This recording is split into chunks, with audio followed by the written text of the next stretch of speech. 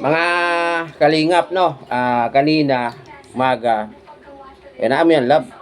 Nanonood ako ng live ni Kuya Bal. Ngayon, doon sa live niya, mayroong nagko-comment doon regarding sa ipapakwenta daw yung kita ni Kuya Bal sa mga vlog.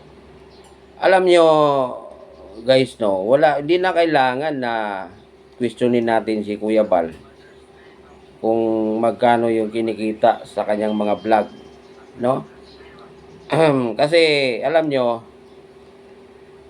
kung kumita naman talaga yan si Kuya Bal sa kanyang mga vlog.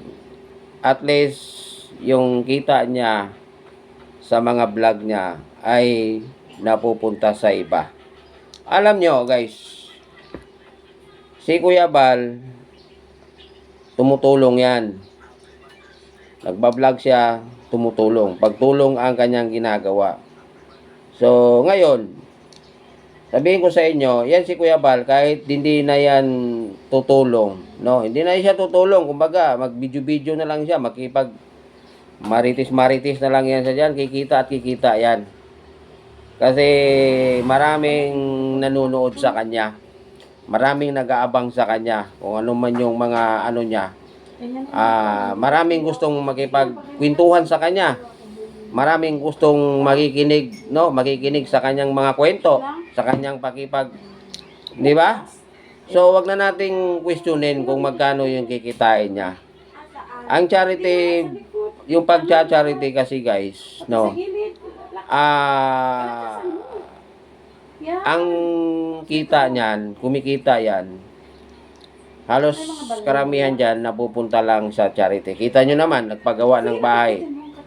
Papagawa si Kuya Bal ng bahay. Akala nyo, sa panahon natin ngayon, kung magpagawa ka ng bahay, ang gastos, kasi mahal ang materialis. Lalong-lalo na ngayon na nagmahal ang gasolina. Nagmahal lahat ng mga bilihin ngayon. Mas lalo na yung mga materialis pang bahay. So wag na natin ko questionin kung kumita man siya or ba. Wala tayong karapatan doon. Wala tayong karapatan doon na questionin natin siya regarding sa kanyang kita, sa kanyang kung mag-viral man siya. So viral naman talaga lagi yan si Kuya Bal, no? Marami talagang nanonood diyan kahit mag-video lang yan diyan sa paligid na hindi pagtulong, mayroong manunood sa kanya. Tanggapin na lang natin na ganun talaga. So, wala tayong karapatan dyan. Dapat ba nga matuwa tayo eh. At least kahit matuwa tayo kasi bukod sa kumikita siya sa kanyang pagbablog, ay yung kita niya ay binibigay niya rin sa iba. Tulad na lang ng magpapagawa ng bahay. 'Di ba? Magpasalamat tayo na mayroong mga vlogger na ganyan. Iilan lang yan sila na nagpagawa ng bahay. May mga iba na tumutulong din pero hanggang bigas-bigas lang sila. Hanggang bigas-bigas lang sila, sardinas lang sila. Pero kay Kuya Bal, iba. Bukod sa grocery, ganyan, pabahay talaga. Napakagastos niyan.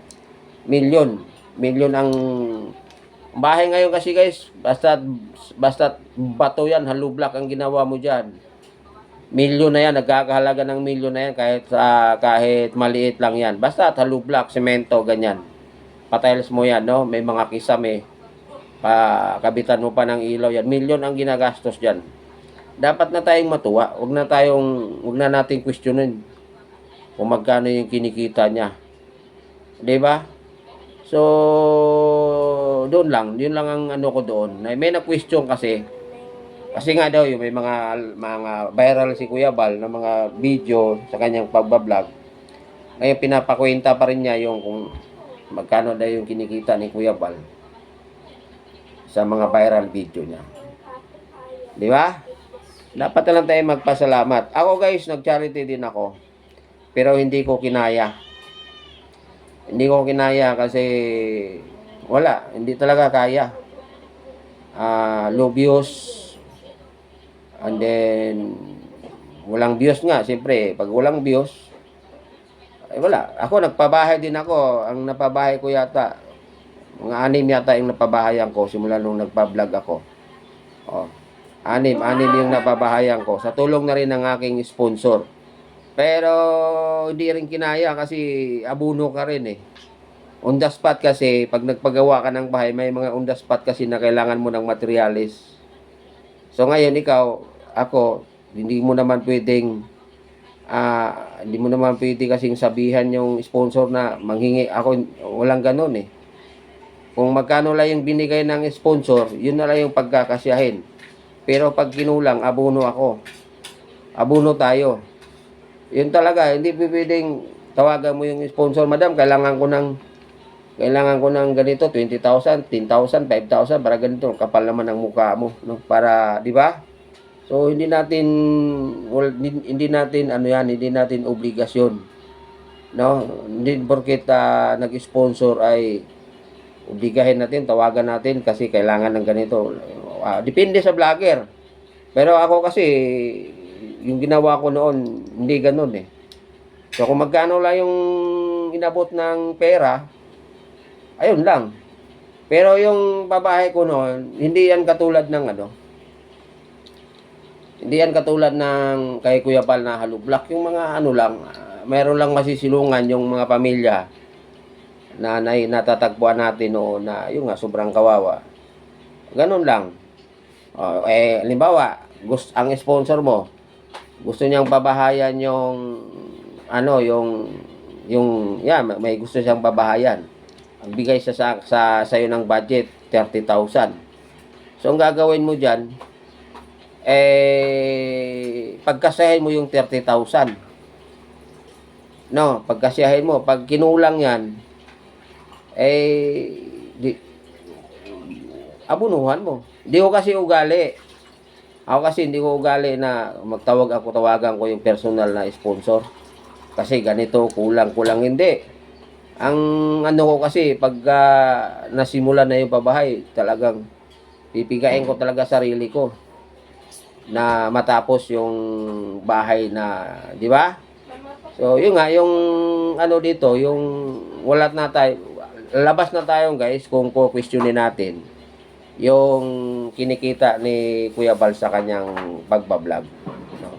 Sa kanyang nakitang, dapat na lang tayong matuwa, dapat na lang tayong magpasalamat na mayroong mga taong ganito na sa kabila ng lahat na kumikita sila sa kanilang pagbablog, ay yung kanilang kinikita ay sinishare nila sa iba. Namimigay sila ng bigas, binibigyan nila ng nagpapaaral, may nagpapaaral yun, mayroong mga senior citizen na sinusistentuhan kasi senior na yan, wala nang kakayahang magtrabaho yan. Kaya yan, ang ginagawa ni Kuya Bal, binabalik-balikan niya. Hindi naman araw-araw. Siguro sa isang linggo, balikan niya. Isang buwan, 2, 3 bisis. At binibigyan niya yon. Magpasalamat na lang tayo doon na mayroong mga tao. Yan, katulad ng Kuya Bal.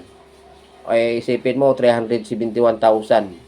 371 na kabahay ang kanyang ginawa. Kung kukwentahin mo yan, baka nasa 100 million plus na yung ginastos niya dyan sa lahat sa pabahay na yan. Kasi yung narinig ko, yung si Beyonce, ang bahay na yata kasama daw lote 5 million yata. Isipin mo yan, di ba? Isipin mo yan guys, ang ka makakita. Although hindi naman lahat yun kay Kuya Bal, mayroon din sa sponsor doon. Pasalamat tayo, no? Na at least kahit papaano, may mga tao din na nakapanood ng video na yan, handang tumulong. Isipin mo yan. May bigyan ka ng bahay na nagkakahalaga ng 5 million. Saan ka makakita? So, dapat na lang tayo magpasalamat. Huwag na natin questionin yung ginagawa ni Kuya Bal, yung kanyang pagcha-charity at yung mga kinikita niya. Nasabi, kasi kayo, lakas ng loob niyong questionin yan kasi, tawag dyan, makasarili kasi kayo. Yan yung ang totoo dyan, makasarili kayo. Kasi, isipin mo, iniisip mo, di ba, hanapan mo pa yung, di ba? Kung hindi ka makasarili, hindi ka magtanong ng gano'n. Di ba? Ang mahalaga doon, guys, is yung naitulong niya. Yun ang mahalaga doon. 'Di ba? Ang daming vlogger, guys. Ang daming vlogger, yumaman, ang laki na ng bahay, no? Pero oo, tumulong sila. Pero yung tinutulungan nila halos kapatid lang din nila, yung mga kamag-anak. 'Di ba? Tumulong sila like kay Kuya Bal na talagang hindi yan nag-i-stay ng bahay sa kanilang bahay. Laging nasa labas yan para magbigay tulong, maghahanap ng mga taong pwedeng tulungan. Huwag na nating questionin yan. 'Di ba? Hindi, pinapaliwanag ko lang na para maintindihan nyo na ganun pala pagka, 'di ba, pagka nagcha-charity ka. So yan guys, no. Mahirap mag-charity, guys. Mahirap mag-charity. Sa panahon kasi ngayon, hindi ka makakilos pag wala kang pera, 'di ba? So pamasahe mo pa lang, panggasolina mo pa lang, 'di ba? Mahirap. Kaya wag na natin questionin 'yan. Yung mga ganyang bagay kung magkano yung kinikita ni Kuya Bal sa kanyang pagbablog. Ang mahalaga doon, nakikita natin na yung kanyang pagbablog, yung pag may pera na pumapasok sa kanyang pagbablog ay inaabot niya, binibigay niya doon sa mga taong nangangailangan. Nobody's perfect, no? Hindi naman lahat ng pagkakataon hindi maggagamali si Kuya Bal. Mayroon at mayroon talaga. 'Di ba? So, at least kahit papaano, guys, no? Hindi tumigil si Kuya Bal sa pagtulong sa ating mga kababayan. So, sana ako, guys, mabiyayaan din ako para, no, para babalik ako sa dati kong racket na magcha-charity. Ayan.